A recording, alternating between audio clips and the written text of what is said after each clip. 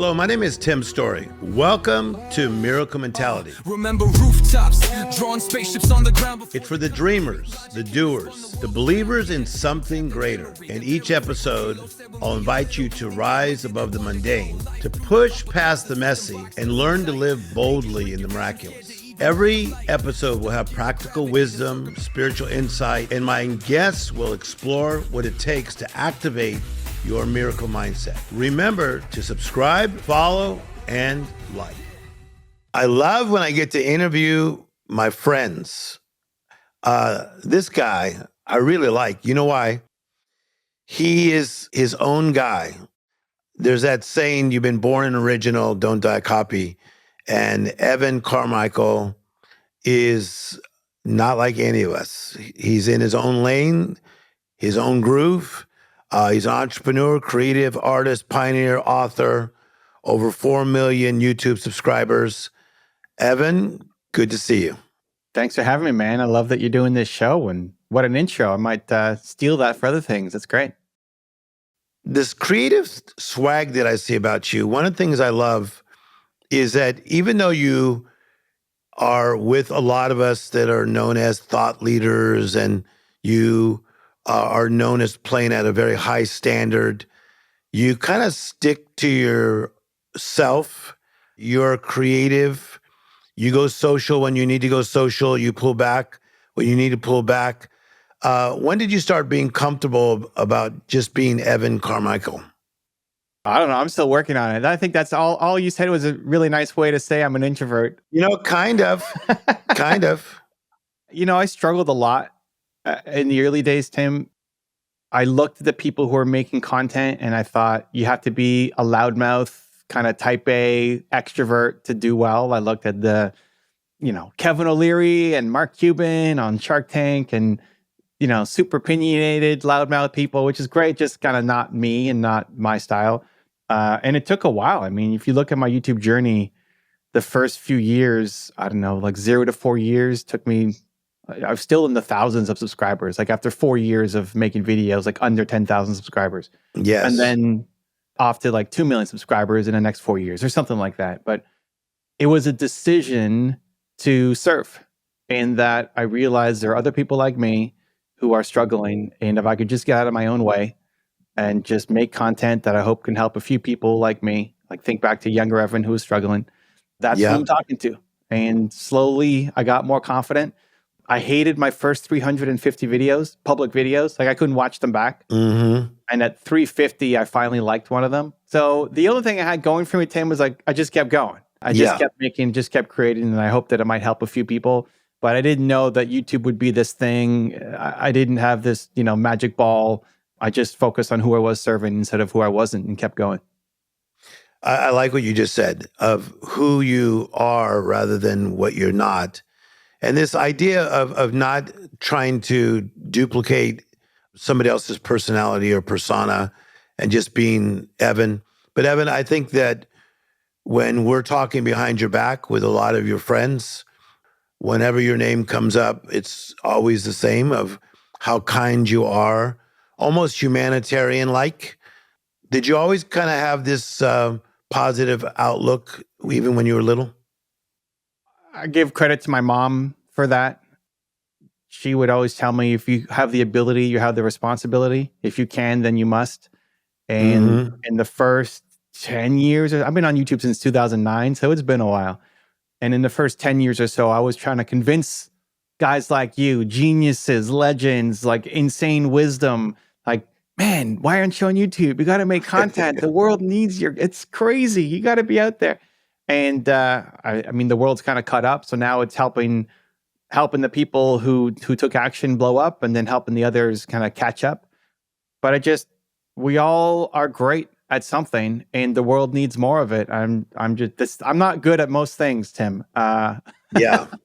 And so like the one thing that I'm actually not bad at, I just try to help others, because when I see someone like you, and I came and filmed at your house, a bunch of years ago, like, man, this guy is such a genius. I just wish more people knew about him. And that was kind of you, because you then were kind enough to talk to my team and work with my team And I think we're finally making some of the moves that you've been telling me that I should have made a long time ago. So, Evan, how many actual subscribers do you have now on YouTube? 4 point something on the main channel. Which is just amazing. Give me one little testimony of meeting somebody on the street or somebody DMing you and talking to you about one of your videos that you've done on YouTube that kind of touched your heart. My wife and I just got back from spending 3 weeks in Morocco, and we got stopped there. I don't know how much my videos are viewed in the U.S., Canada. I expect it, but not in Morocco. And we got stopped a whole bunch by people. And one of them was such a fan. He's like, if you come to Fez, which is where we're actually going to go next, I'll take you around. I'd love to be your personal tour guide. It's like, okay, cool. Like, just go with the flow of it.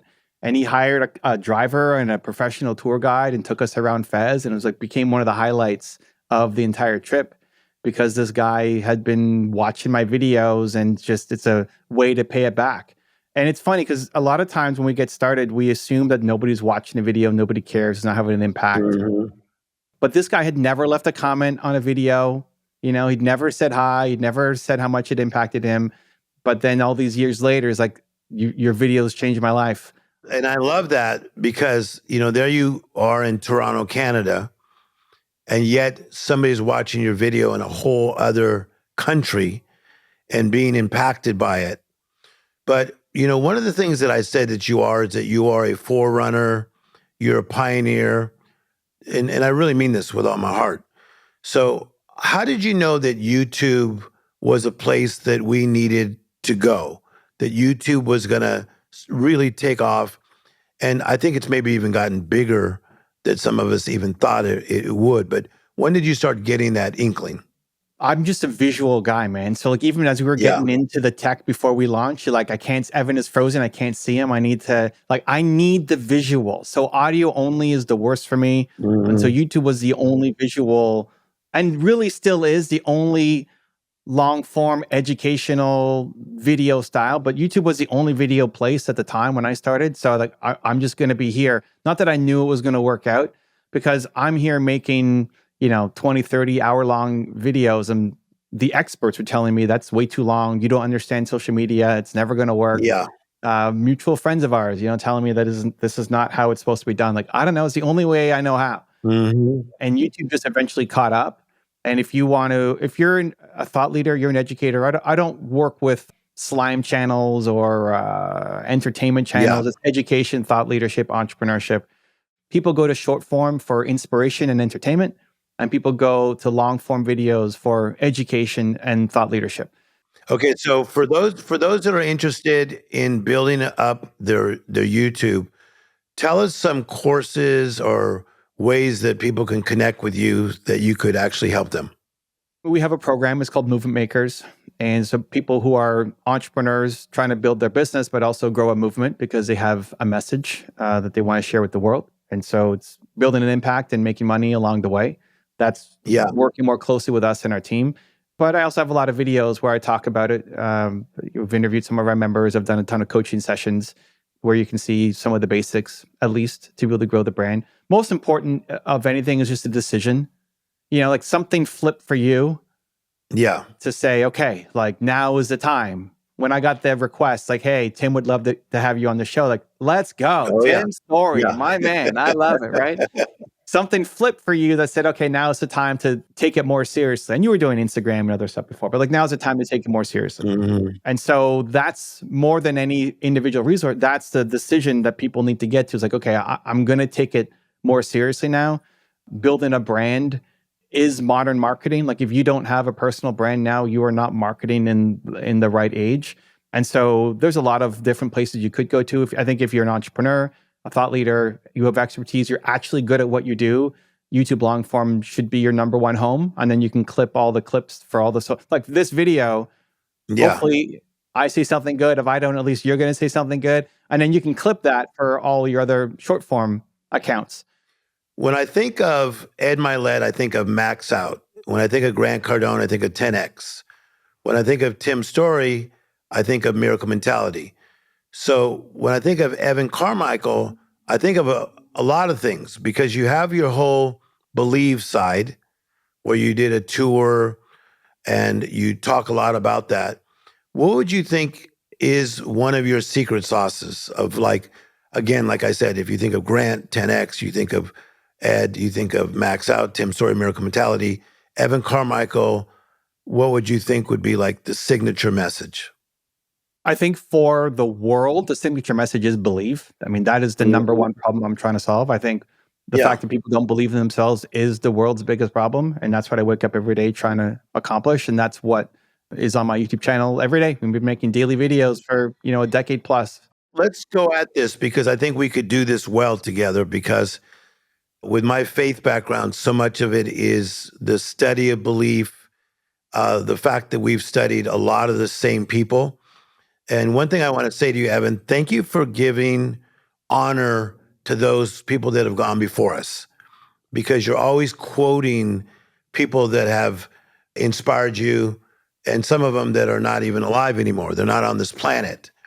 And you are honoring them, even like people who have been in it for a long time, like the Les Browns of life, you're always honoring. And I mean this from all my heart.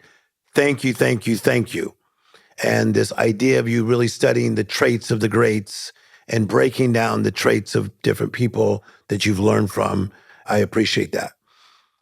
So I say this, in order to have a miracle mentality, one of the things you have to do is you have to believe first. A miracle, as you know, is something extraordinary, uncommon, not regular. In watching other interviews that you've done with other people, you talk about how your parents kind of put that in you even when you were young, about believing, okay? So talk to me about this word believe, so you can believe in something, and then I'm going to talk about the word expect right after that. So talk to me about the word believing in something. Let's go. We're going deep. Yeah. Yeah. Again, credit to my mom. She planted in my head. Anytime something didn't go right, I didn't win a race, I didn't do well in school, she would always tell me, "You're Evan Carmichael. You can do anything you believe that you can." My sisters always did so well in school, straight A's, and I'm here getting B's and C's. Not failing, but not great. Every report card came in, and I'd have to go to my parents' room and sit in the bed and have the talk. But it would always be about, you're Evan Carmichael. You can do anything you believe that you can. And it just, I don't know that I believed that at the beginning, but the more you hear it, the more it's in your environment, the more I realized, okay, like, what if that was true? Let's give it a shot. And when I looked at the things that have moved me the most, it's always been around belief. Like, my favorite movie is Seabiscuit. It's about a horse that's too small and a jockey that's too big and an owner that's bankrupt. And they changed horse racing, won a whole bunch of races when nobody thought that they could. It's the belief that they could. In that movie is my friend, Tobey Maguire. And that is a great movie, Seabiscuit, for those that have never seen Seabiscuit. I've seen it like 30, 40 times. It's a great movie. Yeah. Like, people quit on things before they've even started. We've convinced ourselves, we've conditioned ourselves that it's not possible. And what I tried to show through the stories that you talked about and mentioned is that, hey, here's somebody who started with likely less than what you have right now to start with, and they went on to achieve amazing things. Like, you can too. The only difference is the story that you're telling yourself, right? Yeah. It's the lack of belief, which needs to change. And if you change your belief, then you can change your outcome. Evan, let's break down the word belief a little bit as you see it. Okay? So when you think of the word belief, if you were explaining that to a group of 10-year-olds, how would you break that word down? I would start with belief in yourself. So it's self-confidence. It's belief that it would work out. So having the faith that if you keep going, you will figure out a way. So it's the bird on the branch isn't afraid of the branch breaking because her trust is in her wings, not the branch. I like that. And I think when belief goes deep enough, it's almost like it drops about 14 inches from your mind into your spirit, and you know that you know that you know. And the way I teach it is that a revelation leads to conviction, and conviction leads to action. So when you believe something, you can get a revelation like, doggone it, I'm going to do it. So like, you hear this, like a Magic Johnson will say, even when I was practicing in the snow in Michigan, I knew I was going to make it to the NBA, right? So you hear about these people that maybe they were even in tough situations like an Oprah Winfrey, but they had this belief that even though they were going through a lot of terrible things, that belief had dropped into their spirit and they got a revelation, and that revelation led to conviction, and the conviction led to action. Now, I see you as a person of action. So even when you do some of these tours, you do them like different than some of us would, where you're like, okay, I'm going to be here, and I don't know if this many people will come or that many people will come, but I know I'm supposed to go. I'm excited about it, and it's going to be great. So tell me a little bit about that type of revelation that turned to conviction, then turned to action, and how that works in your life. A lot of times it's through borrowed belief. And so at the beginning, I borrowed the belief from my mom. She gave me more belief than I had in myself by telling me and affirming my identity of, you're Evan Kashvili Carmichael, you do anything you believe that you can. I didn't believe that myself, but I borrowed the belief from her. When I feature a famous entrepreneur in one of my videos, I'm borrowing belief from them that it's possible. You look at Oprah and everything she had to go through, Yep. and being so poor that she lived with her grandmother and she didn't have money for clothes. And so her grandmother sewed her dresses from potato bags. Can you imagine going to school in a potato bag that your grandma drew? Like, yeah. To go from that level of poverty to what she accomplished, love her or hate her, that's incredible. Like, what's stopping you from doing your dreams? And so borrowing the belief of other people when you don't have it yourself to know, like, and this is where I think people can win outside of the world of AI, because we look to people as the belief bridge that if Tim could go from here to there, then maybe I can too. We don't look at a AI or a fictional character. What would Luke Skywalker do? Like, he didn't actually do that, but Tim actually did, and Oprah actually did. And so that gives me belief that maybe I can too. And so in the early stages, if you don't have the belief in yourself, borrow the belief from your environment, from the people around you, from mentors. That is so powerful, because I think that so many people are trying to almost conjure up belief, okay? But this idea to borrow the belief that you heard your mother speak over your life, which shows you the power of words. She speaks over your life and says, Evan, you can do anything, anything. You borrowed the belief and it became real to you.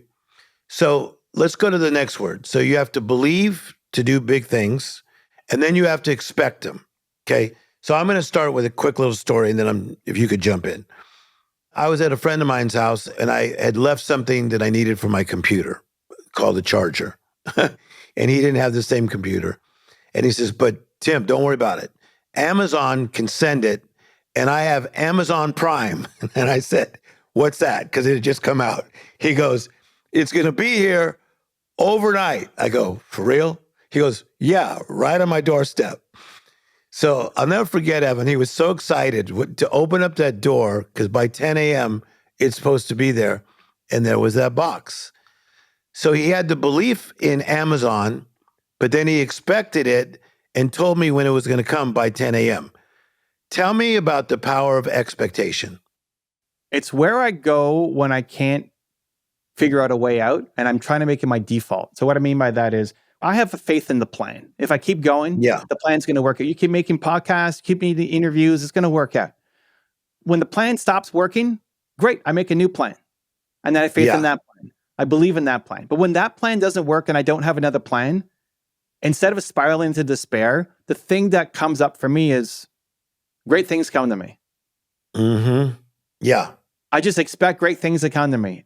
I wish I lived there more. It's where I go when I absolutely need to because the plan's not working. Yeah. But whether it's the show with you, my next event, the next video, great things come to me. And I remind myself of that constantly to try to borrow the belief, even if it's not there yet. No, but see, I love your transparency with this, because I think we're all working through that I think many times it's easier to believe for someone else 100%. than for ourselves. So Yeah. we have that belief, and then to expect, because I'm kind of a word nerd, so I like to break down words. So to expect means to foresee, to await for something, to make room for something.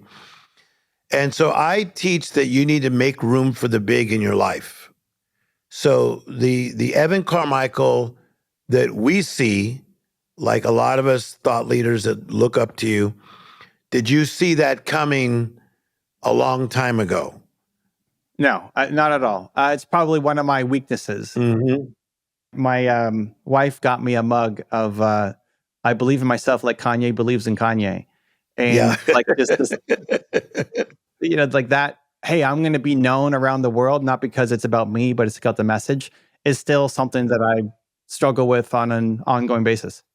If I could say this to you as a friend who's older than you, if I was life coaching you, I almost like that struggle in you, because I think that some people can be overconfident based on what they look like, who they know, how they've studied. And I love that you have this side of you that's a little bit undone. That's how I am as well. Like in my life coaching, I can help people believe. I can tell people about expecting, but sometimes I don't know if Amazon's going to drop my miracle off at 10 a.m., right?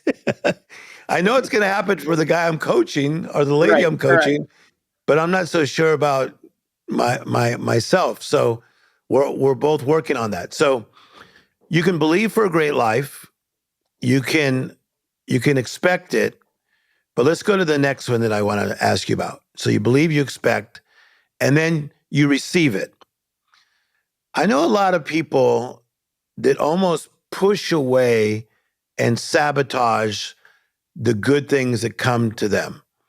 And knowing you and seeing that a lot of really good things have come your way, how have you gotten to the place where you're saying, okay, I'm open to receive this good life that life has given me? Oh man, you're killing me, Tim. I'm going to have to do some therapy after this for sure. Well, because I love you so much, and I knew I wanted to go this way with you. Oh man, I think asking for help is probably my biggest weakness, and I think a lot of us are in the same boat. Is like, hey, there's lots of people out you want. The people listening here are probably the biggest givers in their family. They're used to pouring in other people, Yeah. and givers have a hard time receiving.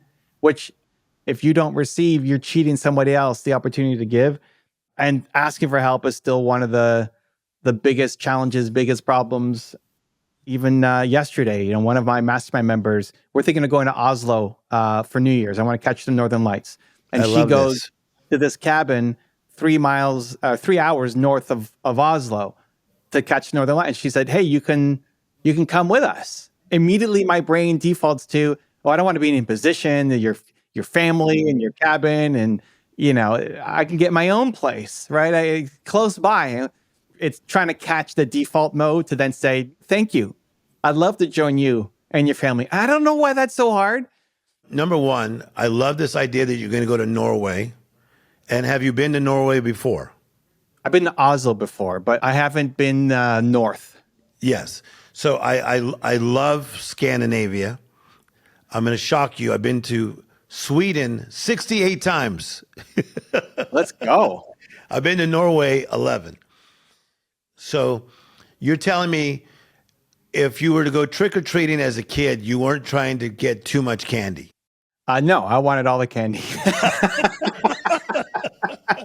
Come on, Tim. I wanted all the candy. Well, see, I'm life coaching you right now, okay? Yeah, I So know. We got to take you back to little Evan, who wanted all the candy, and then we got to minimize it and say, okay, Evan, don't take all the candy, but take the candy that they're giving you. Does that make sense?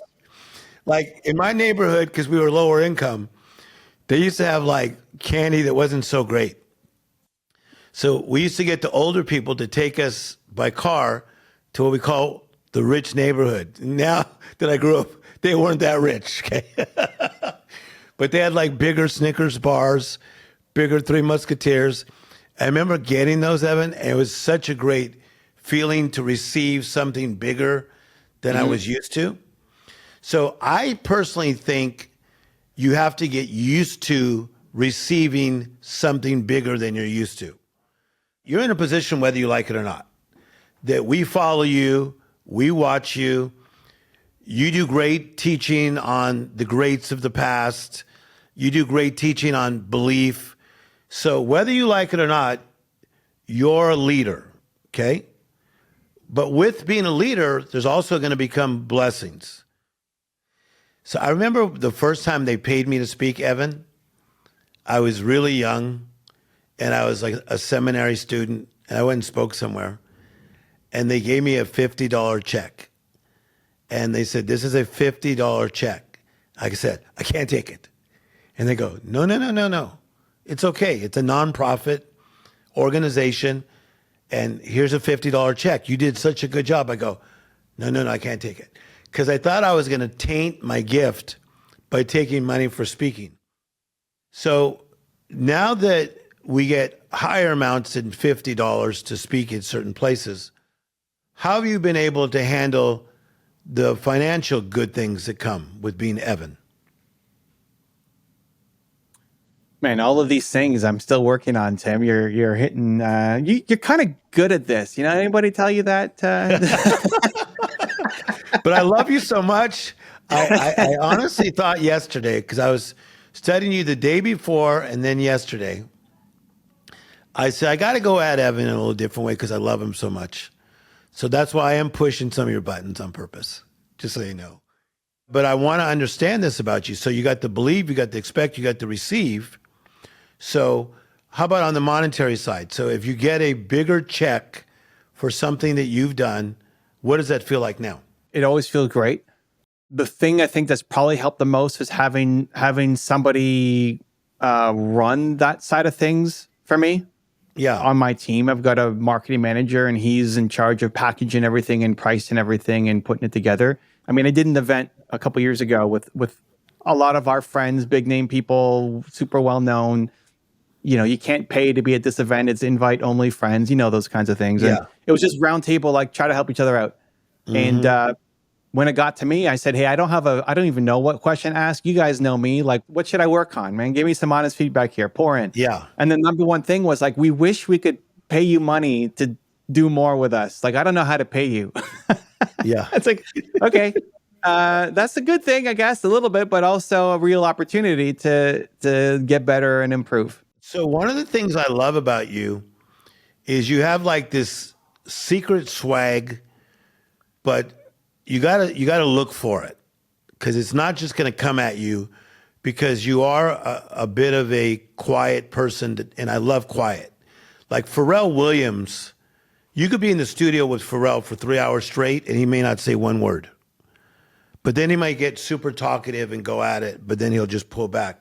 But there's actually a book called Quiet that I read twice, and it's so good. And it talks about the power of being an introvert because you can learn, you could take in, you can receive, you can read a room, okay? But this swag that I love about Evan is you don't really like go chase things. Like you don't go chase people or chase events, but you like work on what you're doing and you want to get so good at it that people have to look for you. Talk to us about that side of you. Probably out of necessity or insecurity.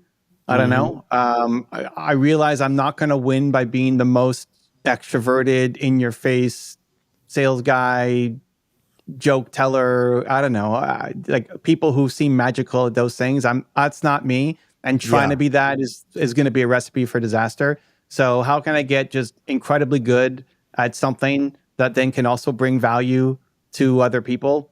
And that's where I leaned in. I mean, I remember one of the first events that I went to with my friends, our similar friends. I was known more for Believe than for YouTube stuff. And so I'm here with these people and I'm like, how am I going to, I teach Believe. Like how am I going to teach Tim Storey how to believe? Like it feels, you teach this stuff too in your own way. And a lot of these guys are better than me at this. But on YouTube was where I had actual domain mastery that I could bring value to these people. Where for the world, it might be Believe, but for a certain niche, the ability to help them get their brand out and message out on YouTube became incredibly valuable. And so for those people, for that circle of friends, that's what I became an expert at and helped them get going. And so just let me tell you again what I love about the Evan swag. So you're learning new things that you could tell your wife. Tim Storey is talking about the Evan swag, and I'm being serious. Like, there's a guy named Hans Zimmer that hardly anybody Love would Hans know. Zimmer. Okay, look at that. So you know, but hardly anybody really would know who Hans Zimmer is. But you could be watching an amazing movie, and then I love to watch the credits because I want to see who did what. So you would see something that was phenomenal with great music, and it said Hans Zimmer. So then I'd watch something else. It would say Hans Zimmer. Then I'm watching a Pharrell Williams interview, and he says, it's so great that I'm working on this project with my friend Hans Zimmer. So I go, I'm going to do a deeper dive. And you see that this Hans Zimmer is like all over the board with doing music the way he does music. So what I love is that you don't do music the way Tony Robbins does music, Grant Cardone, Ed Milet, or Tim Storey. You're doing music like Evan Carmichael does music. You're like the Hans Zimmer of the movement. Well, it's very kind. I love Hans. I mean, Gladiator, he's done a lot of the soundtracks. I tried to get Hans to, when I was launching my new website, I wanted a soundtrack for the website, and I tried to get Hans Zimmer. I wanted to commission Hans Zimmer to do the audio for my website. So it's wild that you went to Hans Zimmer. I haven't thought about that for years. Evan, but, not to mess with me because I feel things in people. I knew that going in. Yeah, mess with Tim Storey is not on the top of my list. Okay, so you came to my house, and we were excited to have you. Was already loving who you are. You're calm. You're in a good mood. Your wife's in a good mood. You bring me some swag that I have. This amazing sweatshirt that he has. And the quality of what you have is really good, just so you know that. But something had happened to you guys prior to coming to my house. Tell the people what. I'm talking about belief, but then something could still happen, but you got to believe again. So what happened? I still tell the stories. One of my favorite Tim Storey stories of all time. Yeah. Up until that point, we had known each other a little bit, phone calls every now and then, but like never met in person, never really did anything. And I was coming to California for my tour, and we had parked in LA, and they said, okay, I'm going to do my event. And the next day, let's go interview Tim and tell his story. And so we set it up. That night, though, most of our gear was in our Suburban that then got robbed. Like they took everything out of our car, and we only realized, I don't even know how many thousands of dollars worth of gear or whatever, but we woke up in the morning, all set to drive to Tim's house to do the interview. And like, we have no gear. It's completely gone. And like defeat, I mean, I could have called Tim and said, hey man, sorry, we have no gear. Mm-hmm. But instead we found the closest place that we could rent some stuff from, took it, showed up at your house, did the interview. I might've been a little frazzled. So I think you're very kind in how you said I was calm. I was probably stressing out, but we spent a couple hours together filming content. It was amazing. But the thing that restored my faith in humanity was when we finished, you had to go visit your mom for her birthday or weekend or something to go say hi to her. That's right. And we had to pack up. Like we had a whole set. We had to take it down. And you're like, just leave the door. Like I'll leave the door open. You just close it when you're done. Pack up and go. Don't stress. Take all the time you need. I got to go see my mom. Yeah. I'm like, I mean, I barely know this guy. I'm in his nice house. I mean, you have a nice house. It's not just some, you've grown up since the early days, right? He's got a beautiful house, beautiful area, millions of dollars worth of stuff in there. And he's like, I trust this weird Canadian guy to come in with his crew and just have the run at the house. I don't think I would have done that to somebody. And I had lost my faith in humanity because all my stuff just got stolen from my Suburban in LA. And I just think that's who you are. And it just immediately made me feel, oh, okay, like there's good, and don't fall into despair. And yes, trust people. Like you trusted me and my crew with a lot more money in possessions and whatever I had stolen from, our Suburban in LA. Thank you for seeing that in me. But what I saw in you, Evan, is the resilience to push through. Because like you said, you could have canceled the interview and said, something devastating just happened. It's, we're unable to come back, but you found a way where there kind of was no way. So let's end with that, because part of what you're about on your Believe tour that still goes on is helping people find a way where there seems to be no doggone way. So talk to people for just a minute about how they're going to be okay. What was great was you poured belief into Mr. Believe, because I had this little moment of lack of belief, and the fact that it happened like so quickly thereafter, that you then poured the belief back into me so quickly, and I got back up on the horse to continue riding. And people watching may not always have a Tim Storey that they can go visit and hang out at their house to get the relief they need, but you can experience him with video. It's like whenever you're feeling, this is why I make content every day, because there's somebody who needs the message. Like somebody will watch this video and it becomes a turning point. They might have had the worst day. Somebody ripped them off. They tried to build their brand and got taken advantage of. And so that could take you down a really negative path or give up completely. Where the right video, the right message from Tim Storey, this interview could be the thing that brings you back up. And so surround yourself with the people, even if virtually. I don't know Tim Storey. I don't know mentors. There's nobody in my life. You know where I grew up? Well, Tim Storey has a YouTube channel now, and there's content up there. You could be spending hours with Tim Storey every day if you wanted to. And I guarantee you, if you spent a couple hours every day with Tim Storey, your life's going to start to change. Like it just will. And so you can choose to change your surroundings and your virtual mentors, even if you don't have those connections in person yet. And it makes all the difference. Me and you are so funny because I turn it on you. I'm always promoting you, and then you're coming back and promoting me, because we're both the same in that, man. Our visions are to see other people's visions happen. All right, so Evan, what is the best way for people to follow you on YouTube and on everything else that you're on? If you guys want the coaching program, Movement Makers, that's what it is. It's just off my website, evancarmichael.com. But there's so much content, so many videos. Can I just tell you about the coaching system? Yeah. Smart idea. So you guys watching, invest in yourself. Let them coach you how to do it and how to be great at it. So the best way to get the coaching system again, Evan, is what? If you go to evancarmichael.com and look at Movement Makers, you'll find it. We've coached a lot of the big names to go off and accomplish their big goals. And so it's all of that with people that I've trained to then help people who are the next generation, like the people who have a message and a business, and helping them start to break through. Yeah, so that's called Movement Makers. You have a movement, you want to make a difference in the world, plus make money doing it. And then the YouTube channel, you can look up Evan Carmichael on YouTube. You'll find a video or two out there. Maybe start with the interview I did with Tim Storey. I love this. Okay, so in one of the wisdom books, and I'm going to close with this, it says, pity the man who falls and has no one to help him up, or pity the person who, when they are cold, has no one to keep them warm. So the type of person that Evan Carmichael is that if you're down, he's picking you up. If you're cold, he's finding ways to keep you warm. So Evan, thank you for spending this time with me today. It is a privilege to call you friend. Thank you for sowing seed into my life, and I want to continue to sow seed into your life.